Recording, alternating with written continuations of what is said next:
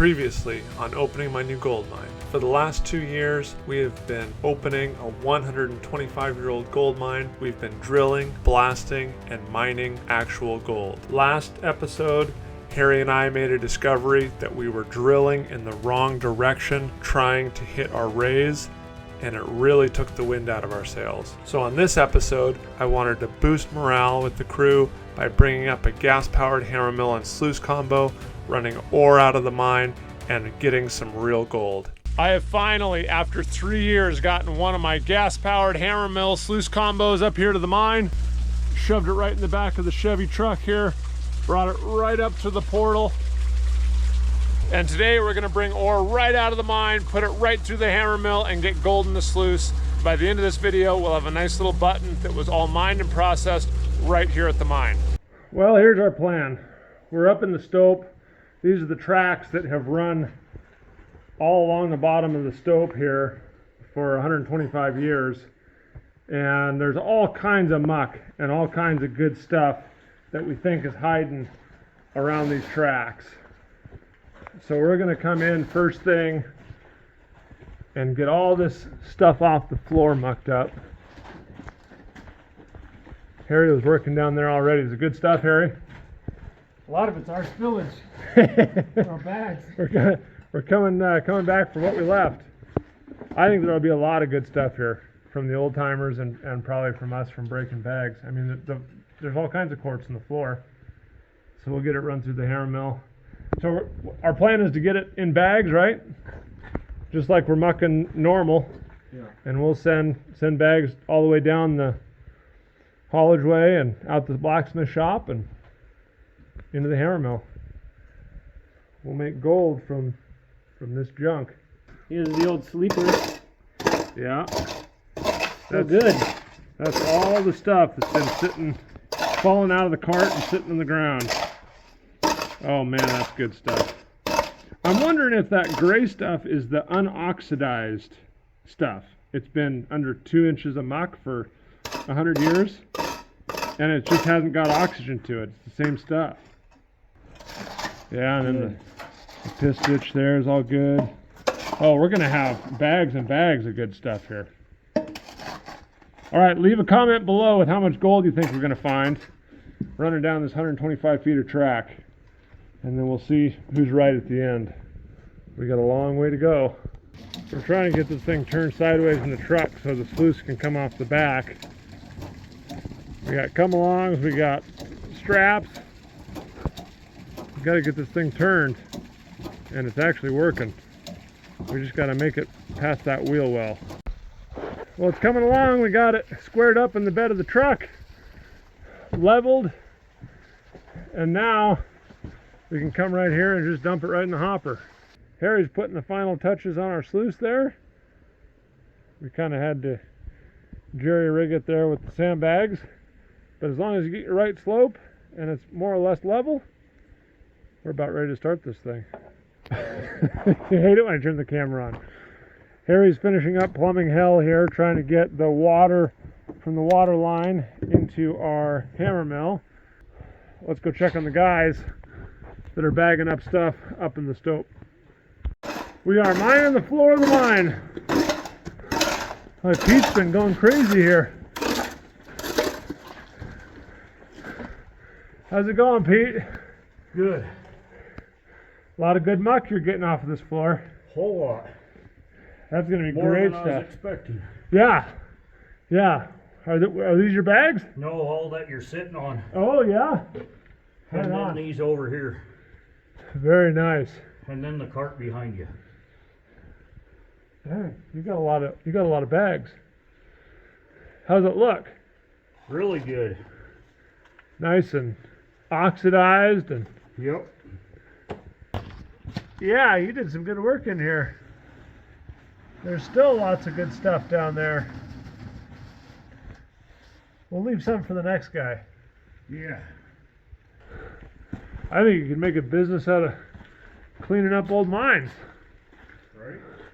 With all the muck they got. You got a lot of bags. Are you ready? I'm ready. Okay. So these guys are going to start sending the bags down the chute And that goes down into the transferway. And we've got it rigged now where you can just load these bags. They slide right down and right into the cart. So now we're in the bottom of that chute. And it's great. They just fall right into the ore cart now. Before we had to pick them up off the ground and put them in the cart. But now you don't even have to have a guy down here. You can just send them down and then come down to a full cart and be ready to push. Man, this works great. We got about 15 bags on there. It's about 100 feet from that chute to the top of the raise. So now we're at the top of the raise. One of the last improvements we want to make is to bring the rail all the way out here on top of the raised pad. So when we do this hatch here, you don't have to carry them an extra 3 or 4 steps. Hatch open. Bag.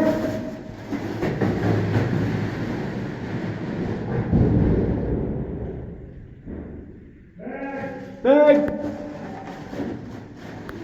Little fatties barely fit through the slot there, don't they? Bag. Bag.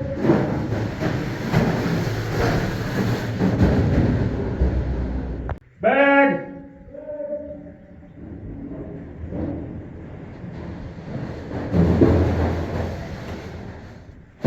Bag.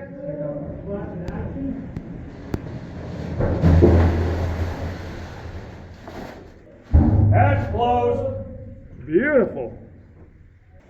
Now we're on the main haulage way, 15 bags in the cart. And they're going about 500 feet out to the blacksmith shop. Here's all our bags that need to go down for eBay. We got bags everywhere. And now we got bags going into the hammer mill. Look at that, we got it so we can just feed it right into the hopper there. Perfect.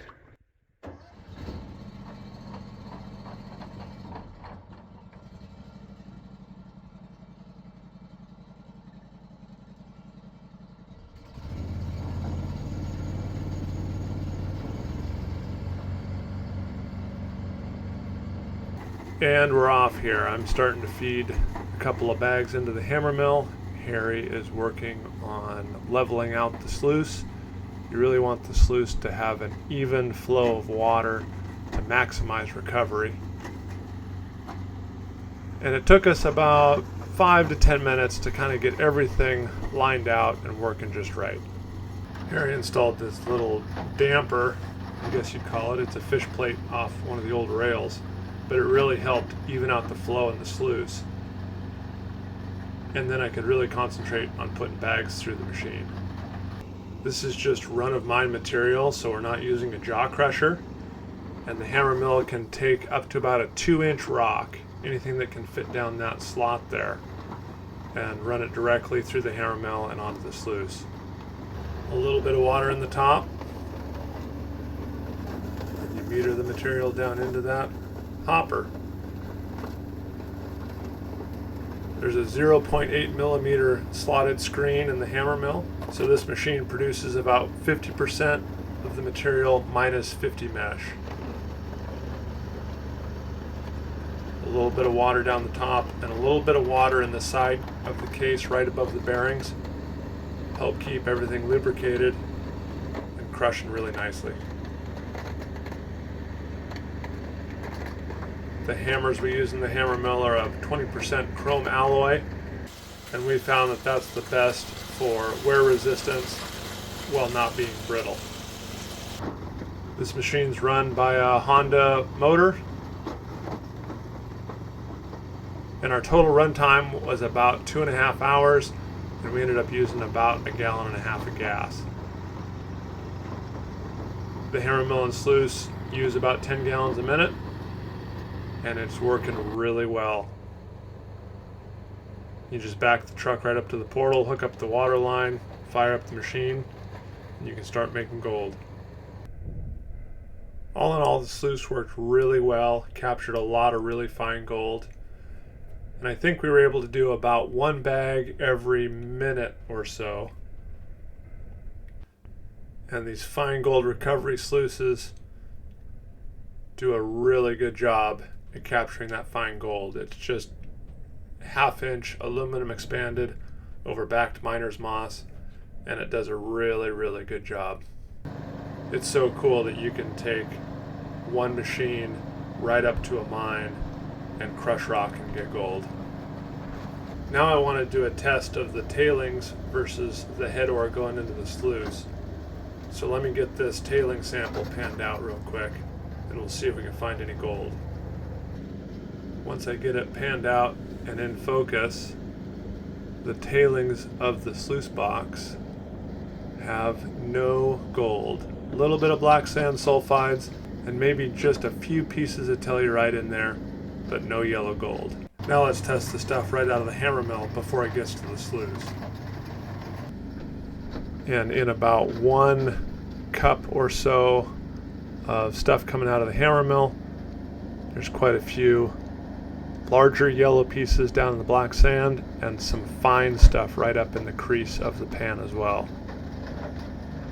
Our stuff's got gold in it. You guys want to see some gold? Yes. And it looks like there's quite a bit more gold in here. Got gold all up in here in the diamonds, all up along here. There's just a whole bunch of tramp iron up in the mill. Let's see, you get stuff like this. It gets beat to a round ball before it can find its way out. I was just putting the sluice away in the back of the truck, and it is loaded. That's awesome.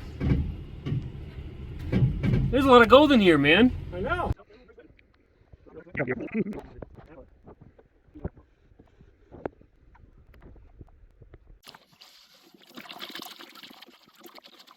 You can always tell it's going to be a good pan when you see that smile of gold showing up before you're even close to finish panning. There's the, 42 bags? Other 42 bags? Mm-hmm.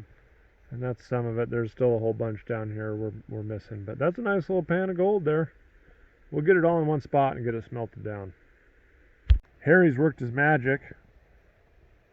And that's the stuff that we left in the pan after we sucked it all out. Where's that vial, Pete? We got a vial going there. And then we got all that gold to add to it. And there's some more pickers somewhere in there. There's a lot of good gold in there. Yeah, that's some pretty fabulous gold. Yeah, we'll get that smelted down. There's some weight there. You have a guesstimate? I'll wait till you put it and smelt it in the deal, you know? You're not a gambling man, huh? Well, the theory is if this thing is completely full with gold, it's a little over an ounce. Now we get to answer the question, exactly how much gold did we get out of our hammer mill for what we did up at the mine. I've brought this vial down to our smelting shop, if you will. It's kind of a mess right now, but we'll get her cleaned up, get this melted down into a button that we can weigh and figure out how much gold we got. First thing we need to do is get it out of the vial. And I just like to take a little plastic cup, put some paper towels in it. If you do this right, it usually works pretty well. And just shake all the gold down, and then it should all come on. A lot of gold in there. Okay, plan B. Give it a little encouragement. Got a little bit up here, no big deal. It's all gonna go in the crucible. So I'll let the water kind of drain through that, drip through that, but we got all of our gold and tellurides there. My hope is that a lot of that gray-black sand there is tellurides that are gonna, when we smelt them, it's gonna drive off the tellurium and roast to gold.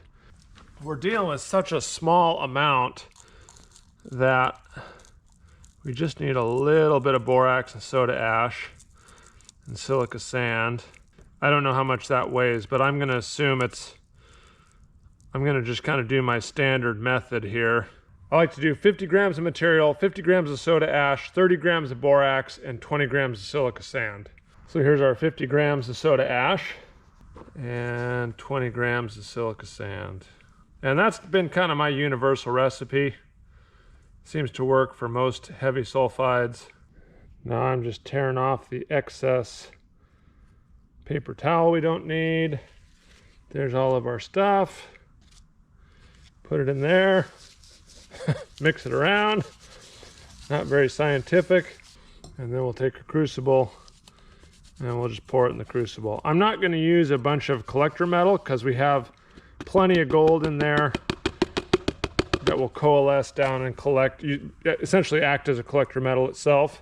That paper towel will all burn off. The flux will soak up any oxides that we make, and we should be able to pour a nice little gold button at the end.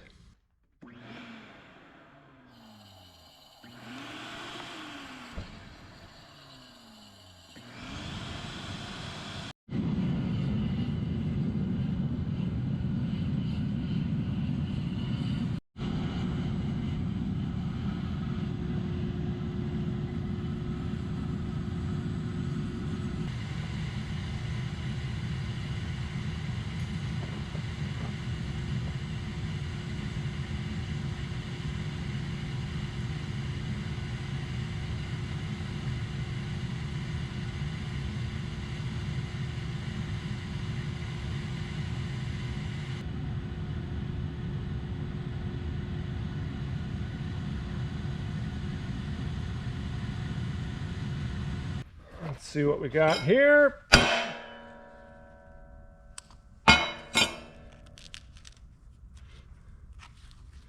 There's our metallic button. Pretty heavy. Nice little chunk. But now we got to further refine it. So we'll take it over to the other furnace. I got all the slag chipped off it. And it weighs exactly 10 grams. So now we're going to cupel this thing. I've got a cupel warmed up in the furnace. And this is going to remove all the base metals. We'll put our smelted button in there. And a little bit of bismuth. And the bismuth is going to melt and alloy with our button. And as the bismuth oxidizes, it will pull any base metals from our button into that cupel. It's like a sponge for metal oxides, but not for precious metals.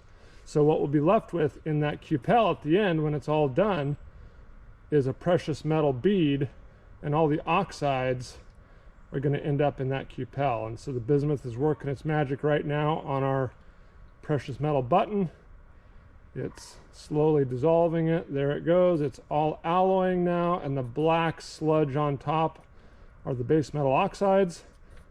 And as those get up to temperature, they will be absorbed by that cupel. It's a really cool process. I really enjoy this part of the refining.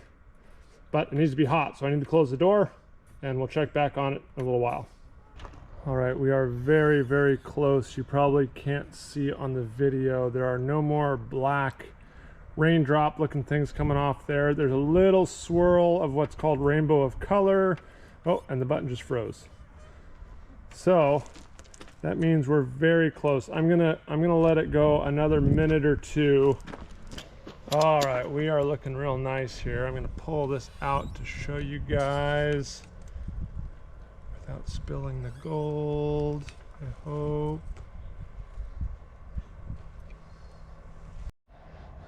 So I think what we have here is a tellurium problem. We all know there's tellurium in this ore. It makes the bead not want to separate from the cupel. And it's hard to get out of the precious metal, so I'm going to try something a little bit different. So I hope I can get this out of here in one piece.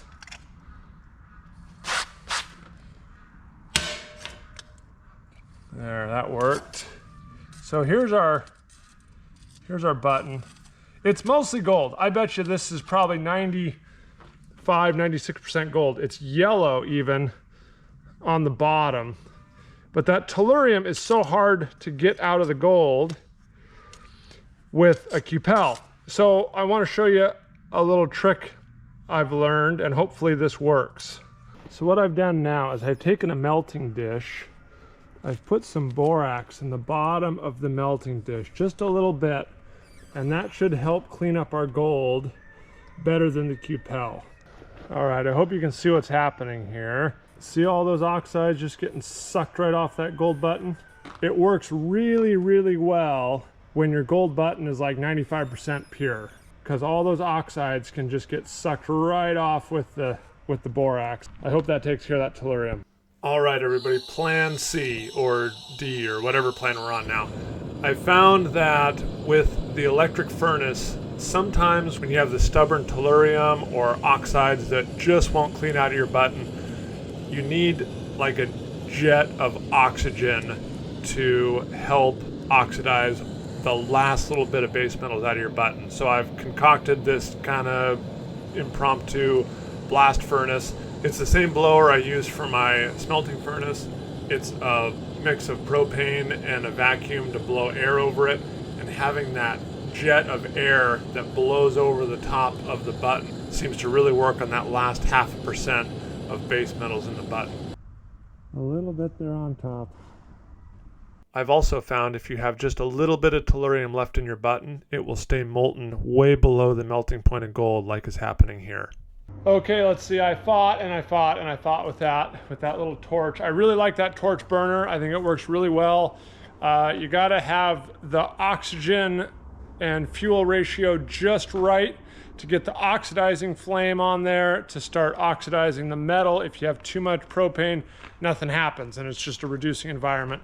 The other thing I learned is if you kind of get stalled out, what would happen is I think with that tellurium, have an oxidizing flame, I'd get no more oxides on the surface when it was hot, and as it would cool down right before it froze, the whole button would cover up with, I'm assuming, some sort of tellurium oxide or something. And what I started doing at the end, which worked the best, is I would take a little tiny piece of bismuth and add it to the button. And after 2 or 3 little tiny, I'm talking like 1/10 of a gram pieces of bismuth, doing that 2 or 3 times, I got as clean a button as I could. Here's our little button. Turned out pretty nice after it was all said and done.